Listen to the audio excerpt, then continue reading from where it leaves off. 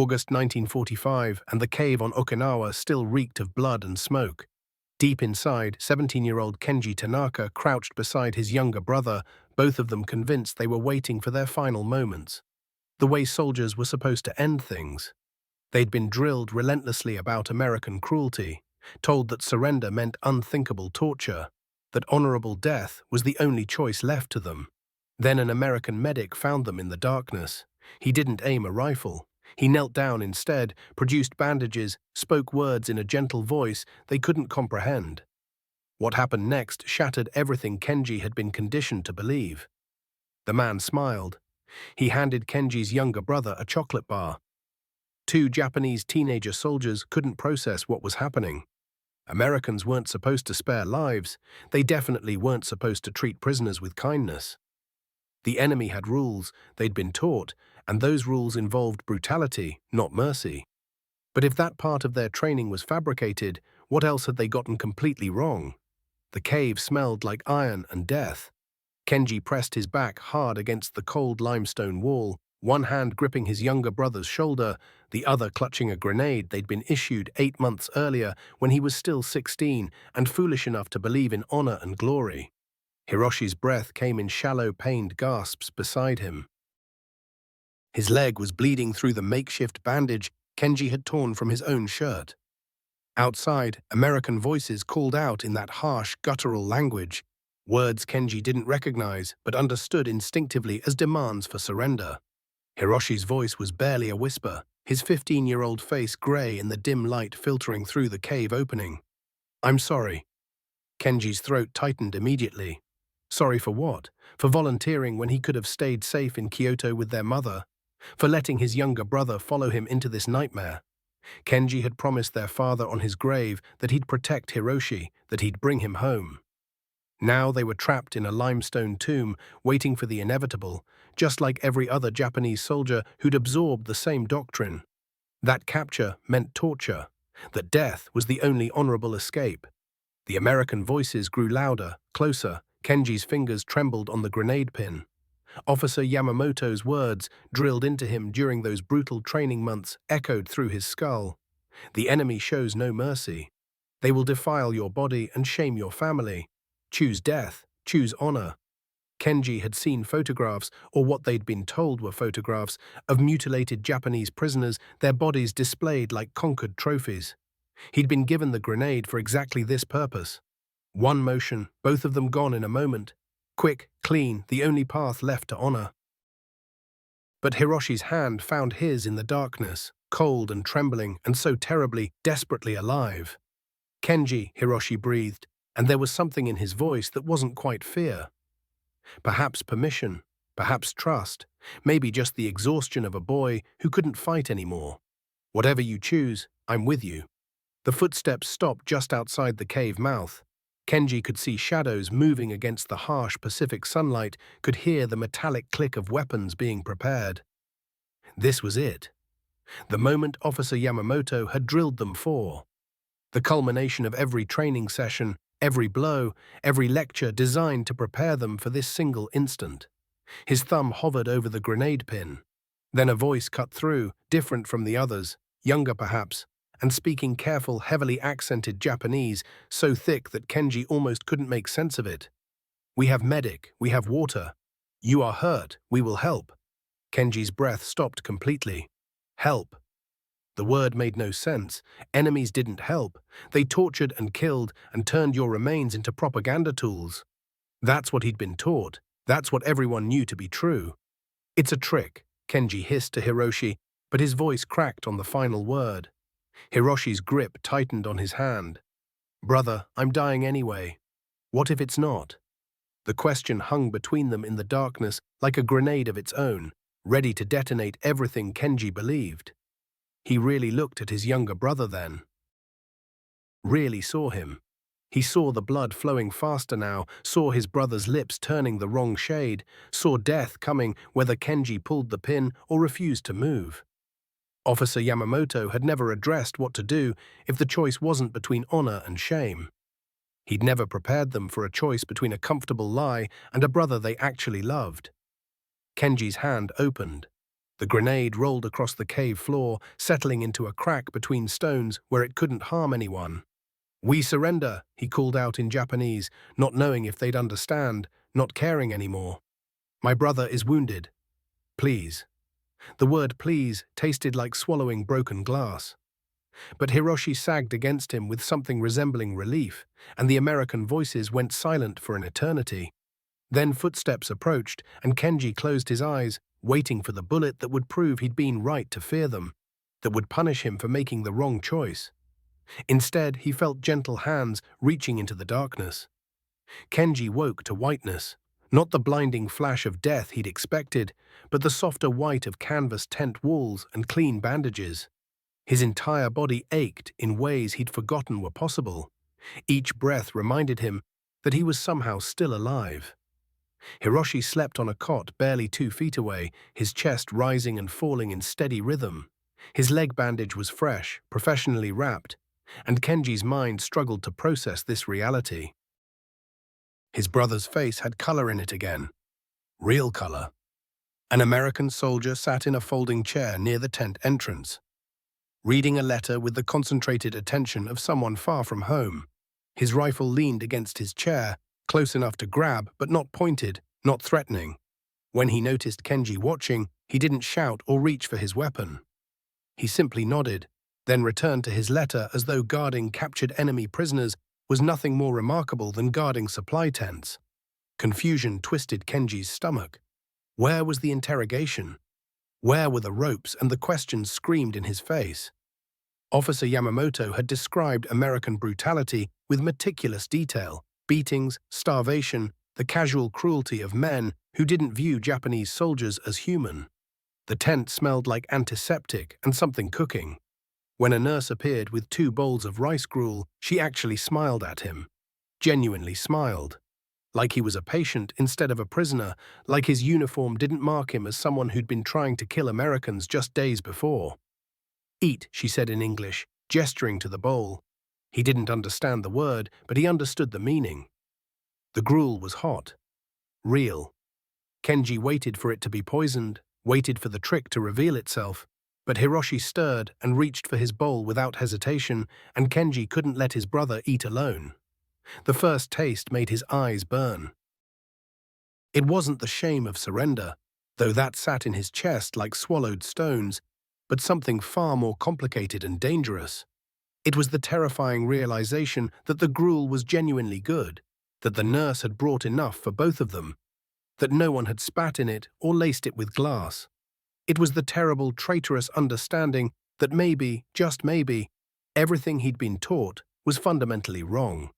The transport ship cut through grey Pacific waters, carrying hundreds of Japanese prisoners, boys and men packed together, most thin, all somehow still alive.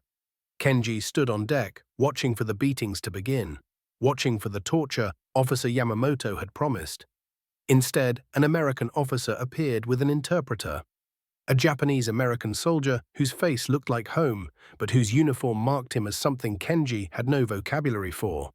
The interpreter explained the Geneva Convention rules in flawless Japanese. Names would be recorded, Red Cross parcels would arrive, medical care would be provided. Treatment would follow established protocols. "You are prisoners of war, not criminals," the interpreter said. "There are rules." Kenji wanted to laugh. Rules. As if war respected rules, as if enemies followed them. But around him, other prisoners were nodding, whispering to each other with something that looked dangerous and alive: hope. Hiroshi squeezed his arm. "Brother, see? See?" At the camp, barbed wire enclosed them just as Kenji expected, but inside the perimeter sat things that made no sense. A mess hall where actual food appeared 3 times daily. Latrines that didn't overflow with disease. Open space where American soldiers were constructing what looked unmistakably like a baseball field. An older prisoner, Sergeant Eto, approached Kenji during the first evening lineup. His face was weathered, his eyes tired but sharp. "I've been here 3 weeks, Eto said quietly, his voice carrying the weight of a career soldier confronting an impossible truth. "They follow the rules. I didn't know enemies could have rules." That night, Lying on a real cot with a real blanket while Hiroshi snored softly beside him, Kenji pulled out the small pencil stub and paper the Americans had provided, as if they wanted prisoners writing, as if the words of captured enemy soldiers mattered at all. His hand shook as he formed the first characters in months. Words that felt like betrayal and revelation combined. What if everything they taught us was a lie? He stared at the question until the lamp burned low, waiting for Officer Yamamoto's voice to answer from memory, to shame him back into certainty. But the only sound was Hiroshi's peaceful breathing and an American guard humming something that might have been a lullaby. Weeks became routine, and routine became the strangest weapon of all, more disorienting than bullets, more dangerous than propaganda. Kenji learned the rhythm of camp life the way he'd learned drill formations before. Breakfast at 0700, work details at 0900, mail call at 1500. The first time he heard the mail call announcement, he thought it was a mistranslation. But the Red Cross allowed letters home, censored but real, and Kenji found himself hunched over paper with that pencil stub, trying to find words that wouldn't shame his mother more than his surrender already had. "We are alive," he wrote finally, each character a small confession. "We are treated fairly." He didn't know if she'd ever read it, didn't know if Kyoto still stood, or if American bombers had turned his childhood into ash. His hands had steadied considerably by the time he folded that letter, the tremors finally subsiding as he pressed the creases with deliberate care. When he passed it to the American corporal during mail call, the soldier accepted it with a nod and offered a few words in English that carried an unexpected gentleness. Across the vast distance separating continents, Danny Sullivan hunched over paper in the medic tent.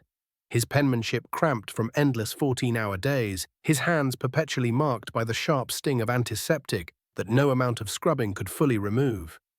"Dear Ma," he began, then found himself stuck, searching for words that wouldn't shatter whatever remained of her heart. He'd been mending boys who resembled Timmy, some still too young for whiskers to darken their jaws.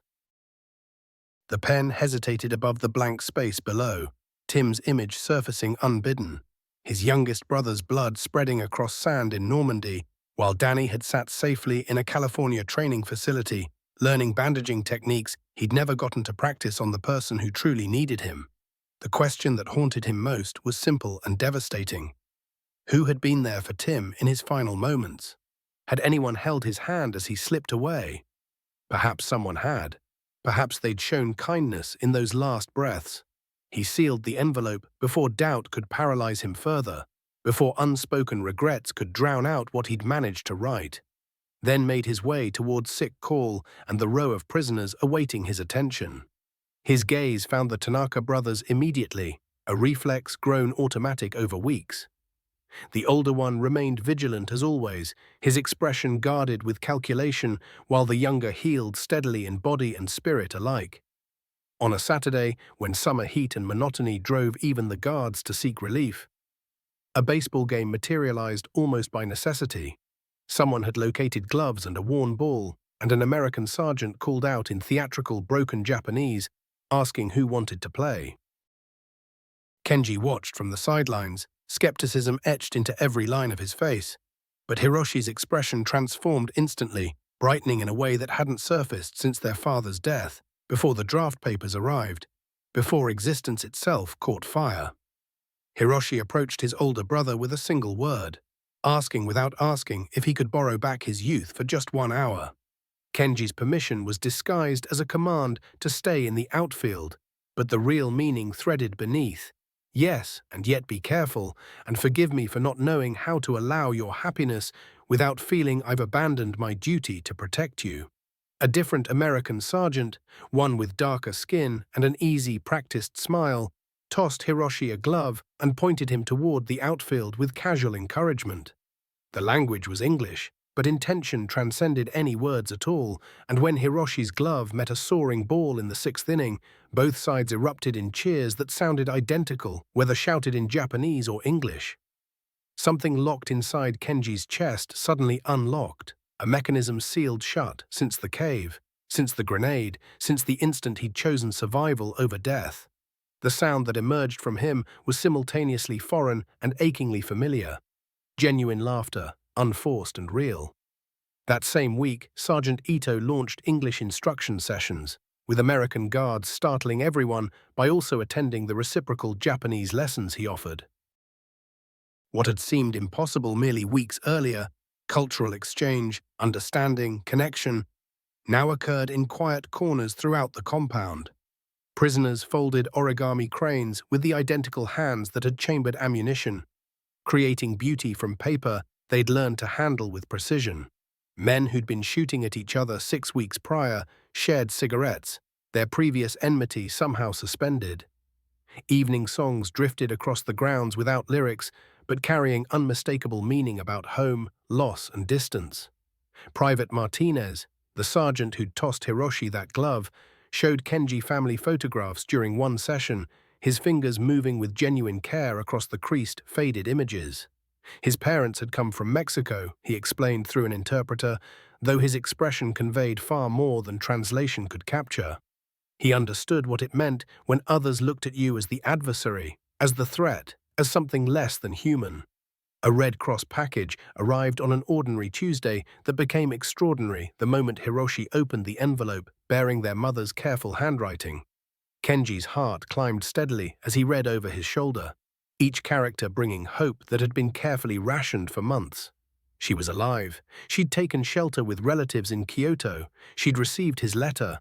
Every single day she prayed for them. "Come home when you can," she'd written. "I forgive everything."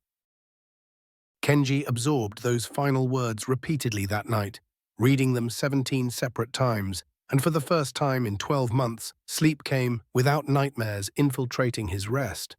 August 1945 arrived like a fist through delicate glass, the mess hall filled with hundreds of prisoners pressed shoulder against shoulder, and Kenji felt Hiroshi's hand find his in the crowd, echoing the grip from the cave weeks earlier. The American commander stood before them with an interpreter at his side, his face carrying an expression Kenji had learned to recognize during captivity.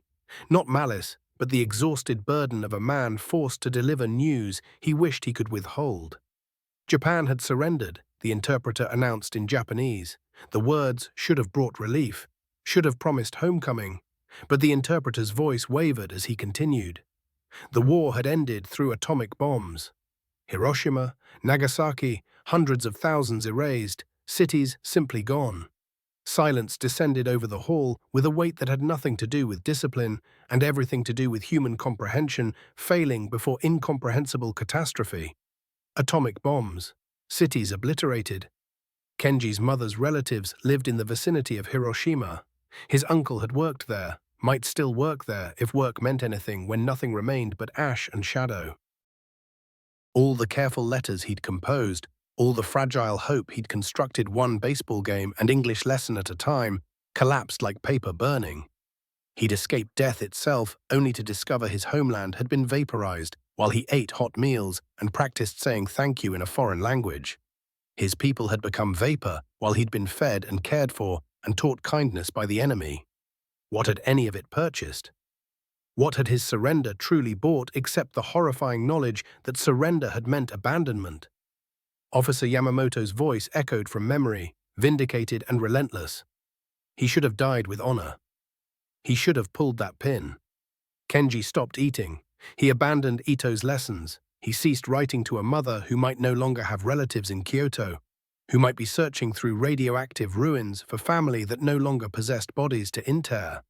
Hiroshi's attempts to reach him foundered against stone. "We're alive," he insisted. "Mother is alive," but the words slid past like water over impermeable rock. The choice had been wrong. That clarity was sharp and merciless. He'd chosen survival and shame, and the price had been written in nuclear fire across his entire nation. He'd lived while hundreds of thousands didn't. What justice existed in that equation? He found himself at the perimeter one evening, gripping barbed wire and watching the sky transform into shades of orange and purple, when Sergeant Ito positioned himself silently beside him. The older man simply stood there, witnessing the sunset's impossible beauty without comment, and Kenji felt grateful for silence that demanded nothing. Finally, Ito spoke, his voice barely above a whisper. He'd been told that his death would protect Japan.